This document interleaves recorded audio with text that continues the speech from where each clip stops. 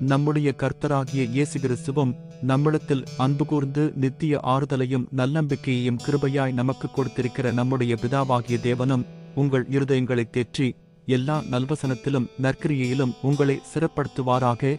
தெசலோனிக்கேயருக்கு எழுதின 2வது நிருபம் 2வது அதிகாரம் வசனங்கள் 16 மற்றும் 17.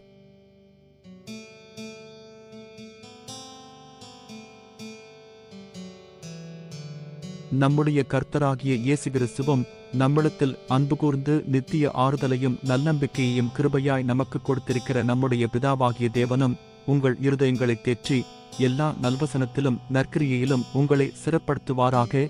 தெசலோனிக்கேயருக்கு எழுதின 2வது நிருபம் 2வது அதிகாரம் வசனங்கள் 16 மற்றும் 17.